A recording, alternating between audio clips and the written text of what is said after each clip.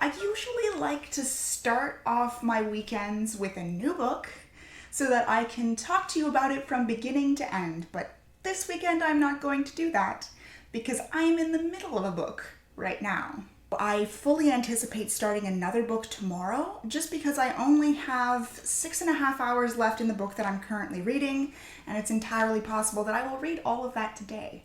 My wrists are not feeling the best because I took my wheelchair out yesterday, so I am going to have to take it a little bit easy. I read Dire Straits this week, absolutely loved it. I could not get the characters out of my head when I stopped, so I had to wait a day or two for the second book to come in from the library, but now it's here and I want it. But in the meantime, I picked up another book. I was cooking the other day and I like to have an audiobook on whenever I'm cooking, so I decided to start the r/fantasy Goodreads book this month, and that is the 7.5 Deaths of Evelyn Hardcastle by Stuart Turton. And I almost put it down because I started it and I got like an hour in while I was cooking, and it's supposed to be this investigator who wakes up in the body of a new person every day, but it ended up being like this guy named Sebastian Bell who couldn't remember his memories, and I was like, is this even what I think it is? I assumed that the investigator would know that he's waking up in the body of each person every day from the start, but as it turns out he doesn't, so I almost put it down. But then my reading buddy Allison watched my last video and saw that I was planning on reading it, and she was like, oh my goodness, have you read it yet? And so I was like, no, but I will. So I kept reading. And I am glad that I did because the plot of this book is actually really interesting. By the time the narrator Aidan Bishop realizes that he is Aidan Bishop and that he is waking up in the body of a new person every day, I started to really enjoy this book. It's got more and more layers the farther that you read on, and it's very interesting the way that it cycles back to the same day over and over again because he has to go through the same day 8 times from 8 different people's perspectives. But the author manages to do it without making it feel repetitive because you're learning new things from each person's perspective every single time. Everybody's in a different place and you're meeting new people and you're finding new clues. And I can't give you any kind of my theories right now because I'm so far into the book that I don't really want to spoil it for people who are planning on reading it. But I will say that plot-wise, I have really enjoyed it. Character-wise, not so much. This will be the last Stuart Turton book that I read because the fat phobia in this book is disgusting. One of the characters that the narrator wakes up in is fat, and the narrator's disgust of this is just appalling. Like, I'm sorry, it's not bad to be fat. I understand that the character was supposed to have some physical limitations, and that is understandable given the weight that the character apparently has, but the disgust I found was really over the top and unnecessary in order to drive the plot. If not for my reading buddy wanting to know how I feel about this book at the end, I would definitely have put it down at that point. But I pushed through it, and he was only in that person's perspective for a day, and I don't really have much tolerance for that. Like I said, at this point, I'm pretty well reading the book for Allison. I have 6.5 hours left in this book, and I fully intend to read all of those 6.5 hours today. We'll find out if I do. In the meantime, I guess I better start my day, huh?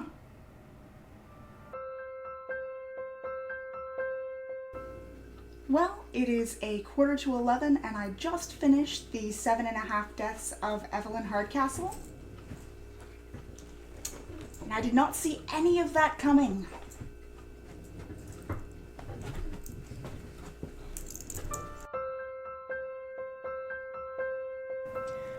So, now that I have finished the 7.5 Deaths of Evelyn Hardcastle, I have no idea what to read.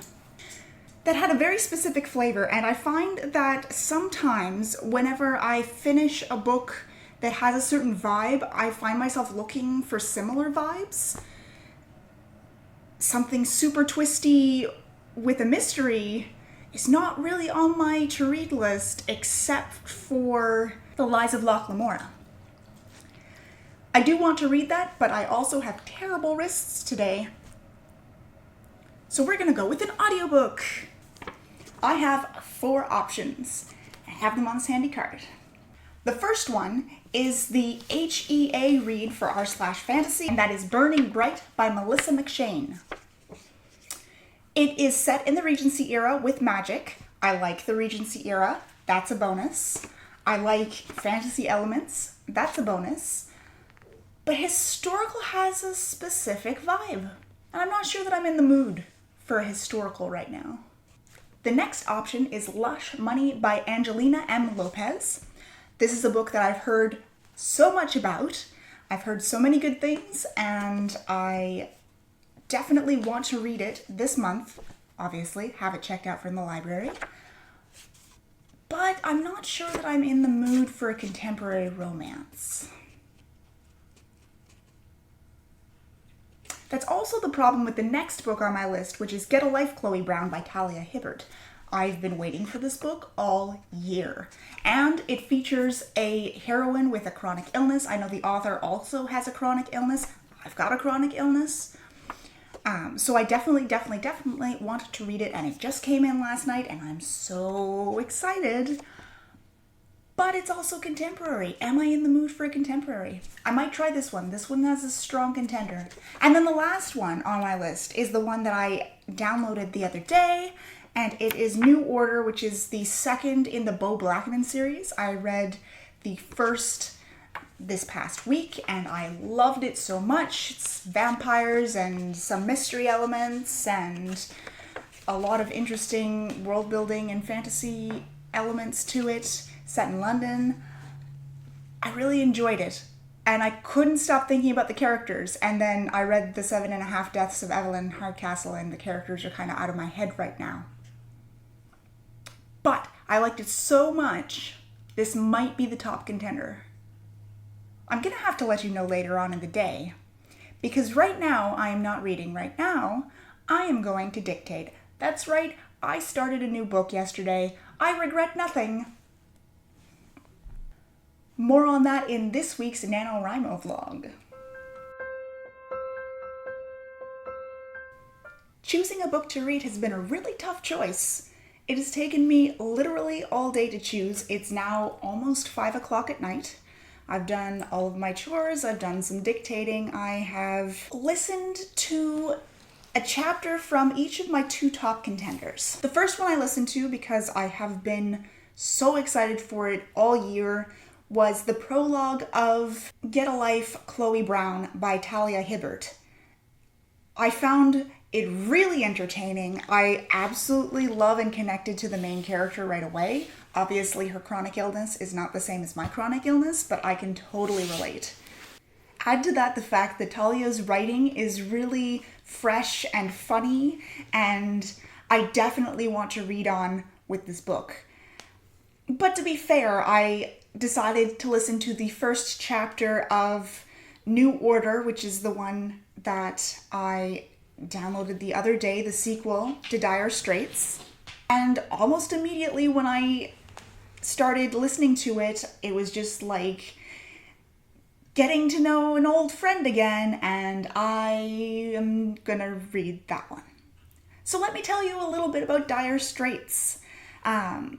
I'm gonna have to give some slight spoilers on this one because they are dependent on explaining this scenario for book 2.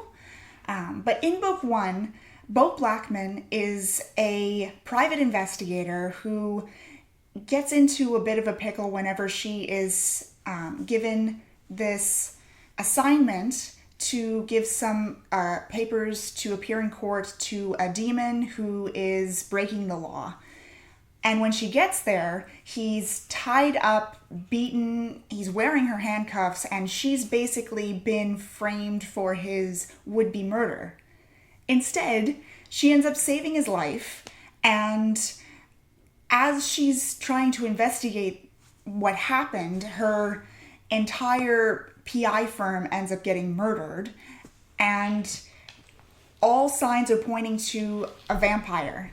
But which vampire? There are 5 vampire families, and here's where I really like the world building. Each of these vampire families has only 500 members, and they're all out in, like, everybody knows that tribers, which are paranormal people, exist. So they know about vampires, they know about witches, they know about demons. It's really interesting. And so the only way that she can really investigate is to become a recruit for one of these vampire families. And the Lord Montserrat ends up approaching her and asking her to go undercover because he thinks that there's a traitor in his house, and that by making her a recruit, she will be able to seek them out. The problem is that if you're a vampire recruit, you have 30 days to drink blood and become a full vampire. If you manage to hold out and don't drink blood, then you'll become sanguine, which is basically human but with some perks. And so she would like to be sanguine, but the bloodlust is almost impossible to ignore. There's only 3 sanguines in the entire world. So when she goes into this house and tries so very hard to both investigate while people are distrusting her, and there's danger and murder and attempted murder. And by the end of the book, she is a full vampire. So in book 2, she's trying to reverse that because she never wanted to be a vampire to begin with. She wanted to be sanguine, and just because of the way things turned out, she didn't end up doing that. So she's approaching some white witches to see if she can get this reversed, and they basically turn her down. And then Lord Montserrat comes out and makes a deal with her that if she's going to leave the house, which she's technically forbidden to do, she's going to do it with him, and he's going to teach her all of the perks of being a vampire. I like this a lot because there's obviously something between her and Lord Montserrat. I like the romance subplot. I'm really hoping that goes somewhere in this book. And I'm looking forward to seeing where this world takes us in this book. I love the narrator, Saskia Marleveld. She's actually one of the narrators in The Name of All Things that I am in the middle of reading. And she does a great job. And I'm just really interested in continuing to read this book and seeing where it and the series end up going. So that's my evening.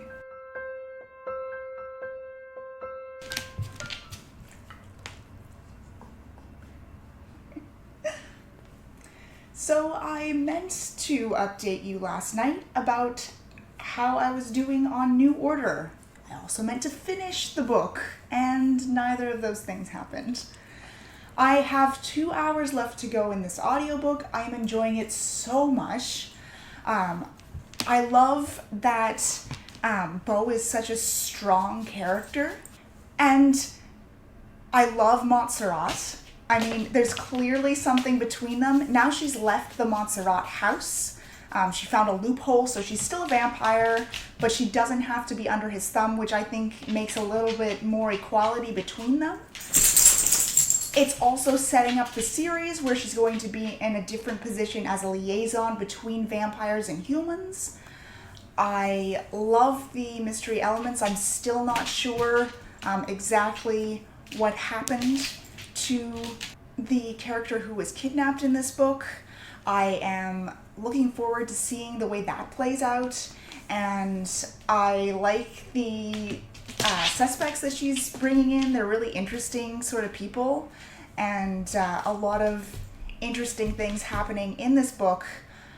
I do have to say that I think that this Bo Blackman series by Helen Harper is one of my favorite urban fantasy series, which pleases me to no end. I'm probably going to wind up binge reading the other 4 in the series this month. No regrets. So I hope you have a wonderful reading week. I will let you know what I'm reading next weekend when we get there. Until then, happy reading.